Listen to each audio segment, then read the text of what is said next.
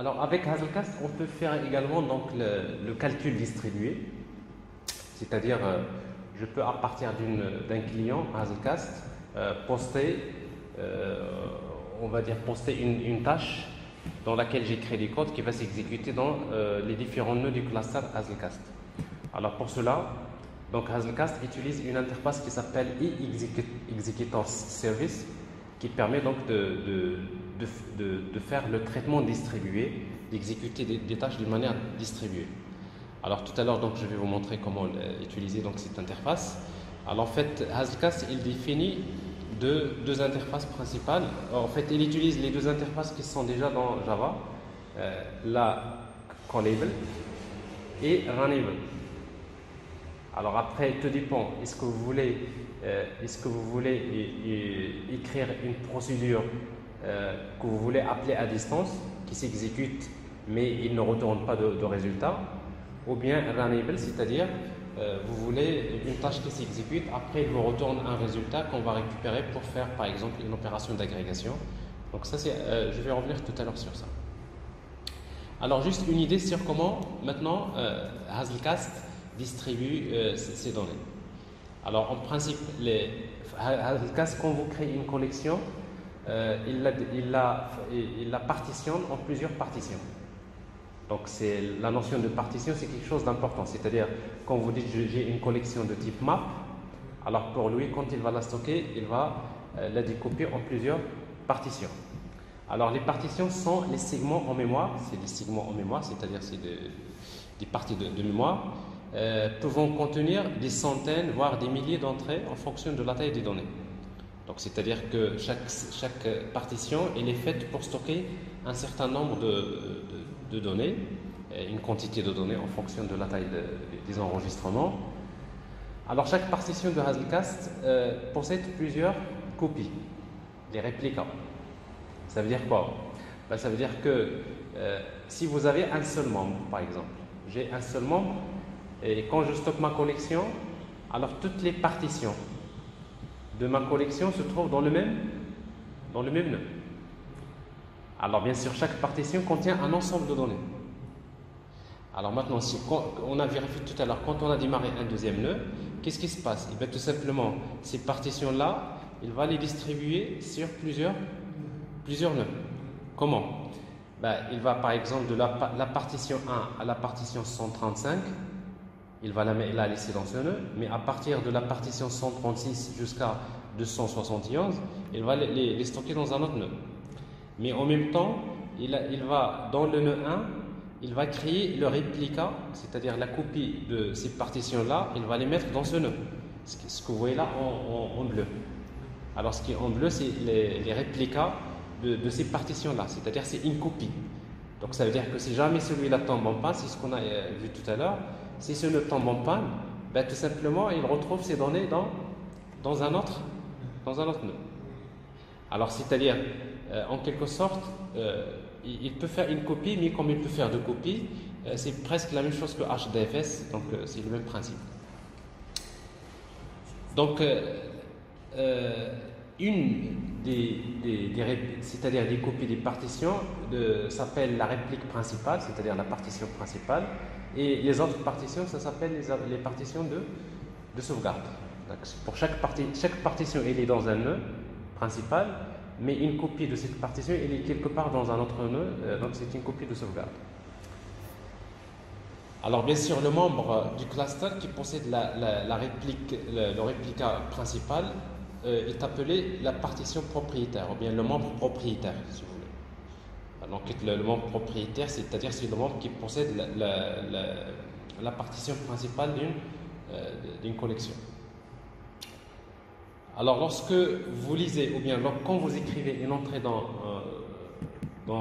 une collection Hazelcast, en principe vous parlez d'une manière transparente au propriétaire de la partition. C'est-à-dire, vous n'avez un client n'a pas besoin de savoir où sont stockées les répliques principales et les réplicas de sauvegarde. Donc c'est-à-dire, vous lui dites je veux get map et après il vous donne les données, parce que tout ça se fait pour le client d'une manière transparente. Donc on n'a pas besoin de penser à ça, c'est normal. Alors par défaut, Hazelcast propose 271 partitions. Alors ça c'est dans son architecture c'est comme ça, c'est-à-dire une collection quand vous la stockez, par défaut il va la découper en 271 partitions.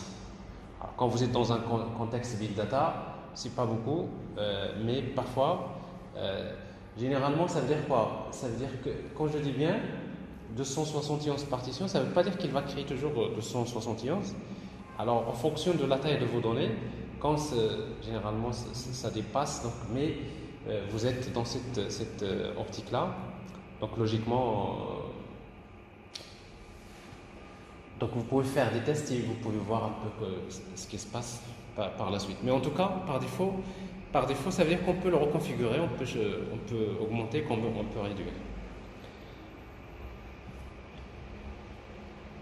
Alors, donc au démarrage de d'autres membres, donc les partitions sont distribuées équitablement, c'est ce qu'on vient de montrer. Alors si vous avez par exemple un cluster de 4 membres, la même chose, donc qu'est-ce qu'on va trouver? On va trouver de 1 jusqu'à 68, là on va trouver de 69 jusqu'à 136, là de 137 jusqu'à 204, et là de 205 jusqu'à 271. Ça c'est les partitions, les réplicas principales. Alors maintenant, ici, je trouve les copies de ces partitions. Et là, plutôt, là, c'est la copie de cette partition-là, de ces partitions. Et ça, c'est les copies de cette partition. Et ça, c'est les copies de cette partition. C'est-à-dire, c'est comme si on est ensemble, chacun a des données, mais en même temps, je te dis, garde-moi des copies de mes données que j'ai, c'est jamais, on sait jamais. C'est un peu ça. Alors, la configuration de Hazelcast donc, peut se faire de deux manières, donc soit d'une manière programmatique ou bien d'une manière XML. Alors, la manière programmatique, c'est celle qu'on vient de voir maintenant. Config égale new config, et après, vous pouvez spécifier un ensemble de paramètres. Alors, selon les paramètres, on développe par défaut. Vous pouvez, par exemple, si vous voulez fixer le port, parce qu'on a vu tout à l'heure, le port il est incrémenté automatiquement, il est défini automatiquement. Mais si vous voulez le fixer, vous pouvez le fixer. Vous pouvez spécifier le nom de l'application, plutôt. Si vous voulez créer une map, un objet de type map, quand vous le créez, tout à l'heure on ne l'a pas configuré. Donc on a utilisé getMap, mais si vous voulez le configurer, vous créez un objet de type map config égale new map config, vous spécifiez le nom de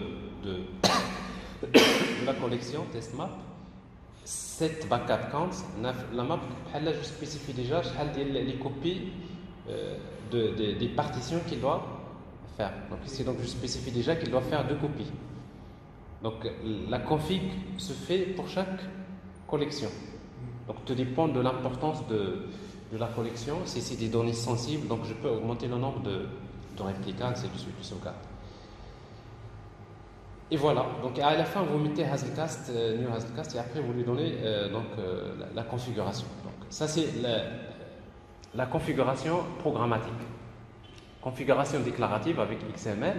Et bien, donc ici on va utiliser un fichier qui s'appelle hazelcast.xml, et tout ce que vous faites avec ça, vous pouvez le faire également en XML. Alors ici donc je vois par exemple je définis un groupe, ça c'est Management Center, enabled true, false, et après je spécifie donc l'adresse, et je vois un tas de choses que je peux spécifier là. Par exemple ici donc ça j'en ai pas encore parlé, la manière avec laquelle Hazelcast découvre les autres membres du cluster.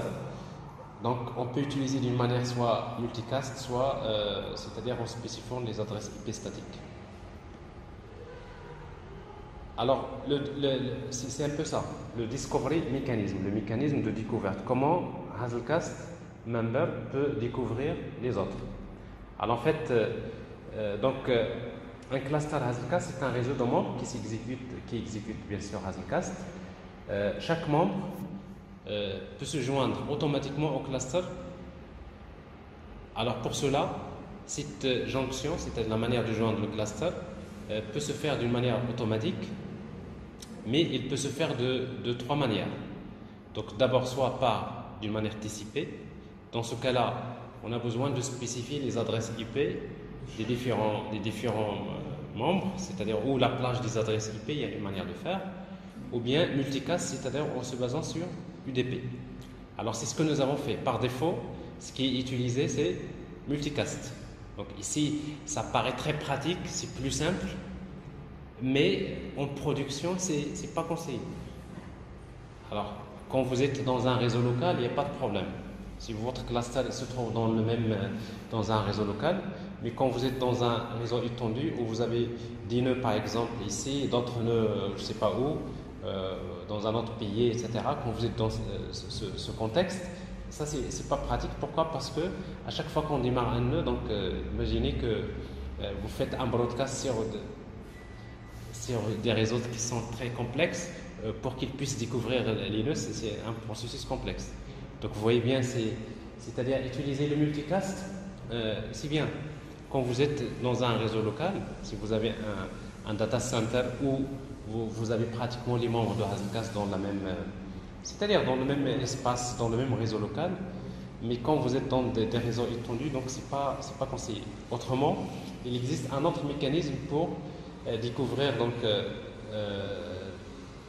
pour faire le discovery, c'est utiliser Cloud Discovery.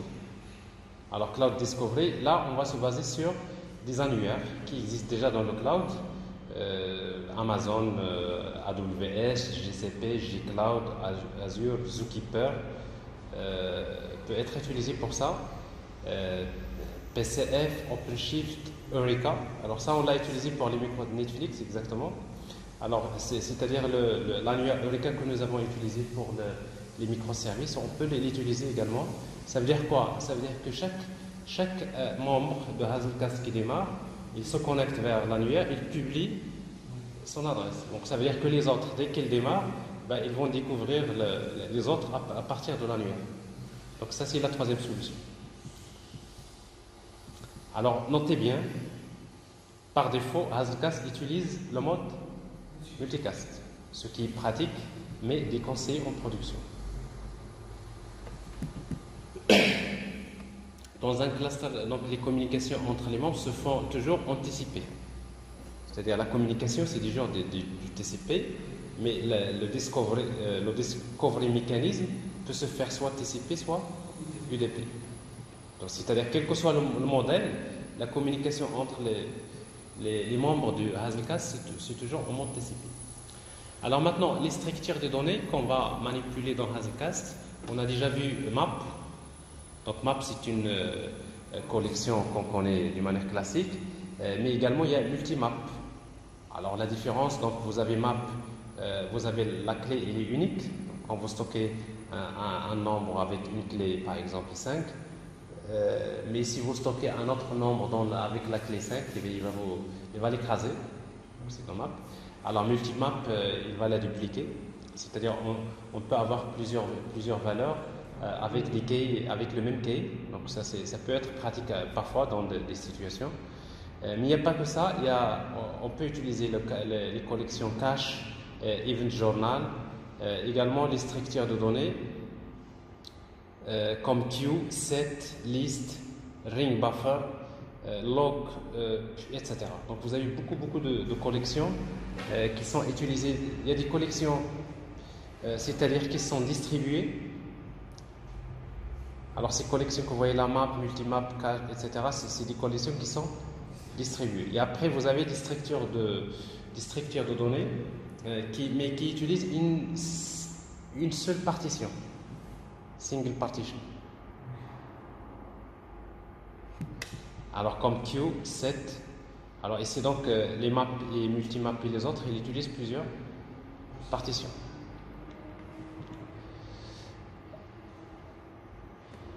Alors ça c'est pour les collections, donc ça c'est des exemples de collections de structures, etc. Multimap, comment les utiliser. Alors tout ça, donc vous pouvez voir ça dans le support. Pour les listes, ring buffer, topic.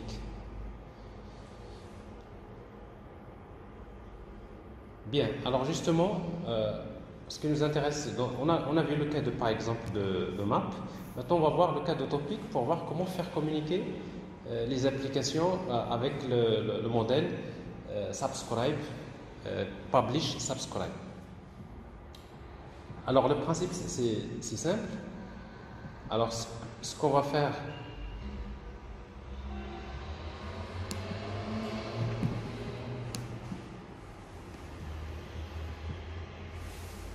je vais arrêter tout ça.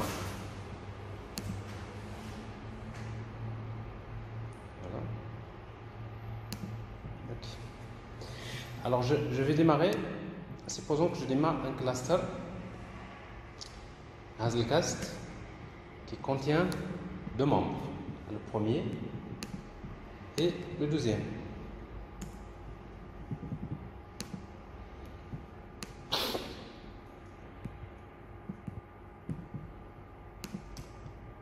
Alors maintenant, ce que je vais faire, donc supposons que je vais créer une application.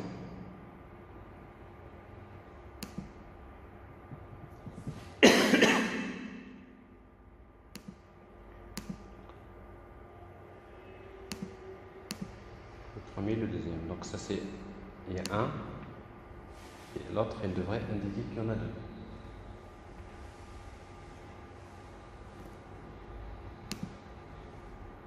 Alors pour faire donc une application basée sur les topics, voilà ce qu'on va faire. Donc bon, ça c'est toujours la même chose, donc utiliser de management center config. Et après ici donc vous avez tout simplement besoin de créer un topic. Alors pour créer le topic, donc on a besoin de le configurer, notamment avec topic config égale new topic config.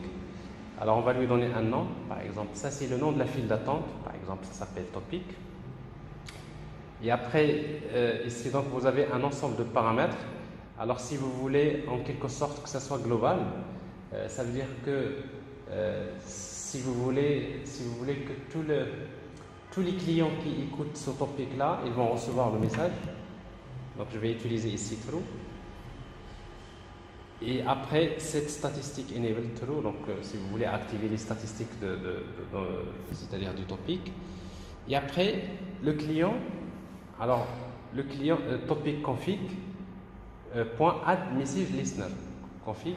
Donc je vais créer un listener. Ici donc je suis en train de faire soi-disant un subscribe. Un listener, donc il suffit de créer une instance de l'interface listener config et vous lui transmettez un objet de message listener et vous spécifiez le type de message que vous attendez. Vous redéfinissez la méthode onMessage, donc c'est presque GMS, c'est la même chose. Et il suffit d'utiliser onMessage et vous récupérez le message. Alors le message que vous récupérez, et après ici donc je vais afficher le message qui est envoyé en utilisant message.getObjectMessage. Alors pour que ça marche, parce que ça c'est juste la config, maintenant il faut utiliser CFG. Alors CFG c'est config.add topic config. Donc je vais ajouter son topic config et je lui spécifie bien sûr donc le nom des topics config que j'ai créé. Et après vous créez une instance de Hazelcast et vous lui donnez la configuration. Alors si vous faites ça, donc ça veut dire que vous créez une application, un membre Hazelcast, client. Bon ça c'est Hazelcast member, mais ça peut être un client. Donc si vous ne voulez pas qu'il participe au cluster, vous pouvez le démarrer en tant que client.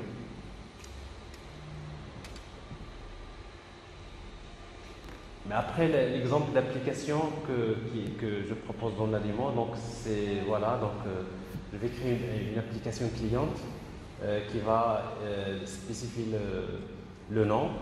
Et ici donc voilà le message. Quand vous cliquez sur envoyer, subscribe.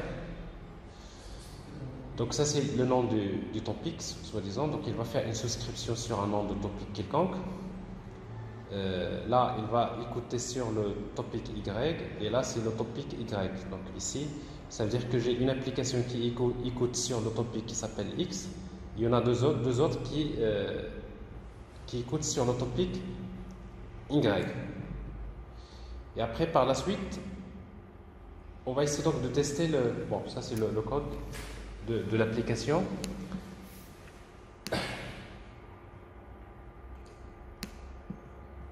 Alors, je vais créer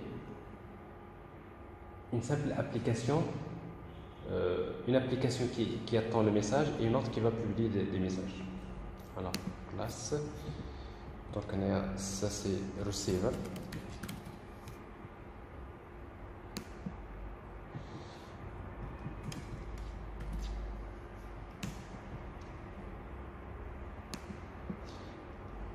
Bon, alors maintenant, donc, si vous voulez toujours accéder à la console de management, donc vous pouvez l'utiliser. Sinon, bon, la console management, on l'a vu juste pour voir à quoi elle sert.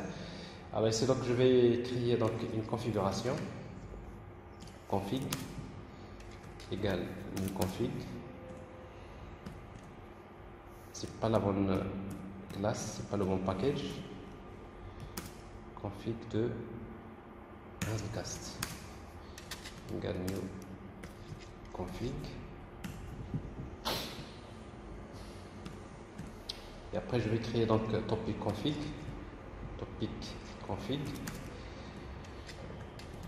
égale new topic config. Après topic config point. On peut faire ça d'une manière très simple. Je vais dire tout simplement, je crée un Hazelcast member, Hazelcast instance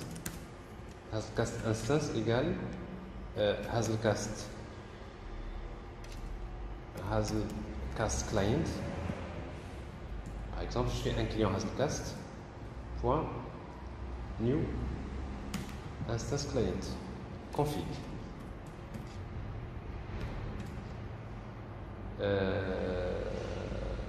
Alors c'est quoi ça? Non, ici donc c'est config client.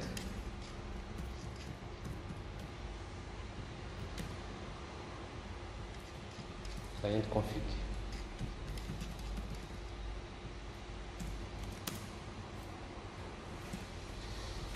Égale new client config.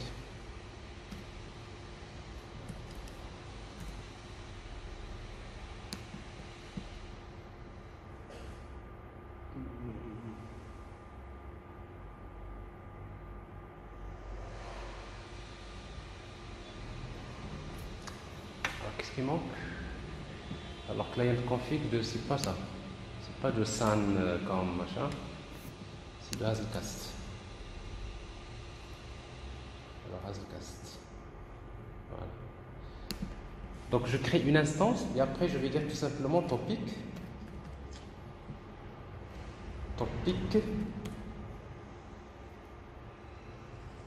topic. C'est l'interface topic et topic. J'attends dans le topic, j'attends des strings, des chaînes de caractères.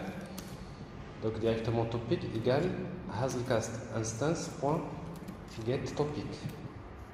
Et le topic s'appelle par exemple my topic, par exemple. C'est le nom du topic. Et après, vous pouvez faire un subscribe directement ici. Alors topic point add message listener new message listener et vous avez ça. Et c'est fait, c'est pas de problème. Donc ici, donc vous avez on message, ça veut dire quoi? Vous dites j'attends, je me connecte, j'attends s'il y a des messages. Alors quand je reçois des messages, je vais les afficher.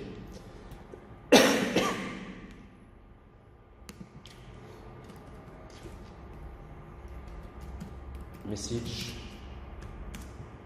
plus message.get object message object received. Voilà, receiving message. C'est tout. Alors ça c'est je crée un listener sur un topic. Mais ce topic-là, il n'est pas géré par mon application, mais il est géré par le cluster. Donc ça veut dire que ici, si j'ai un client, s'il n'y a pas au moins un membre Hazelcast qui est démarré, ça ne marchera jamais. Parce qu'en fait, on est dans ce contexte-là.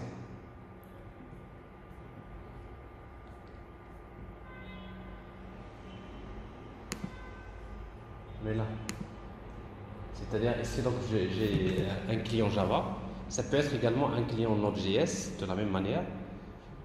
Et après, je fais ici, donc j'utilise un cluster Hazelcast.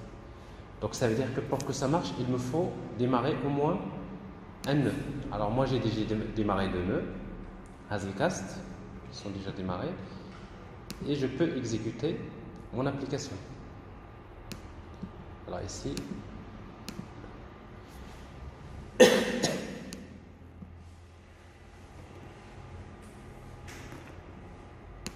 alors ça c'est le receiver. Maintenant, je vais créer le producer. Producer. Donc l'autre il attend. Alors producer, la même chose. Public static void main. Bon, je fais la même chose. Donc je fais client config. C'est pas grave si on reprend ça. Ça vous permet de comprendre. Alors client config. Après quoi? Hazelcast client. Hazelcast instance. Hazelcast instance égale Hazelcast client. Très bien. Point new Hazelcast client de client config. Là. Et après, j'ai besoin d'envoyer un message à l'autre receveur. Ben, je vais utiliser etopic. Etopic de string. Donc topic égale c'est Hazelcast instance.get topic. Alors c'est my topic. Donc j'ai besoin d'utiliser le même topic que le receiver, ou bien voilà, le receiver écoute. Et après je vais utiliser topic directement point publish. Le message hello. Ben, c'est pas compliqué. Donc je publie sur le topic. Mais après, il y a d'autres membres qui écoutent sur le topic, donc ils reçoivent les messages. Alors si j'exécute donc cette application ici, en principe, le receiver, il devrait recevoir le message hello.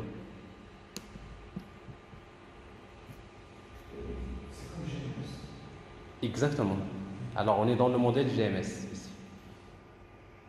En fait, Hazelcast, il a fait ça. Il vous dit juste, en fait, quand vous utilisez Hazelcast, vous n'avez pas besoin de combiner avec d'autres, parce que ça, disons que vous êtes dans Hazelcast, vous pouvez résoudre ce problème.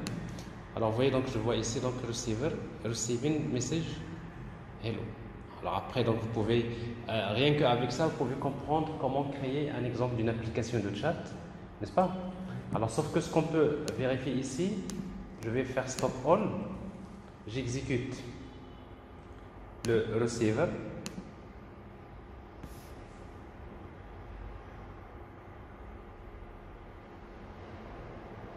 je vais l'exécuter en 2 instances.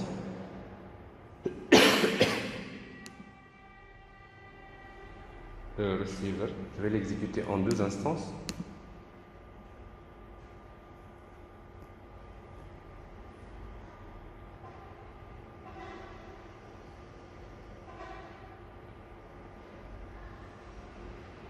Alors, il y a toujours 2 membres dans le cluster. Parce qu'en fait, ce n'est pas le client qui crée le membre, c'est le cluster, il est déjà démarré. Alors, j'ai démarré 2 instances et après, je vais, producer, il va produire ce message.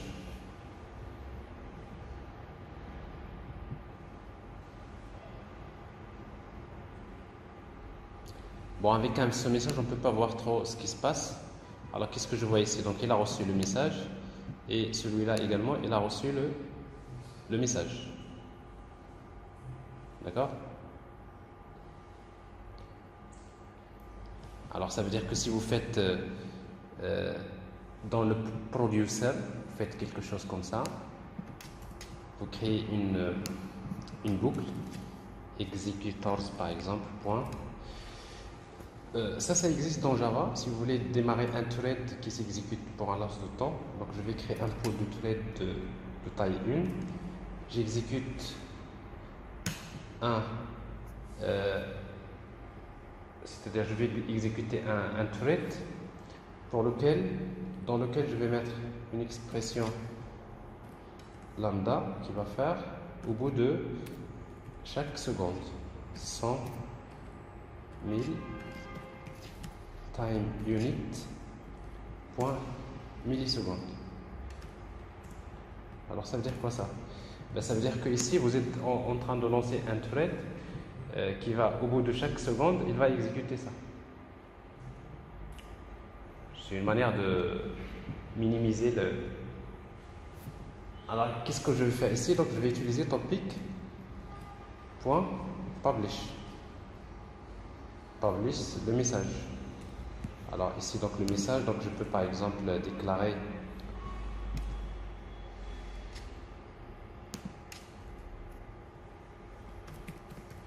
mat.random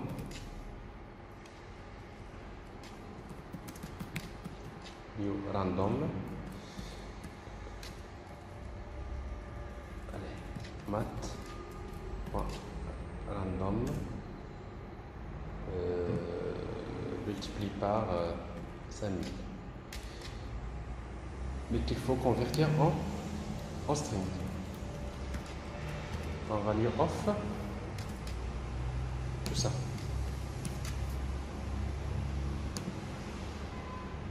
Alors ici donc j'exécute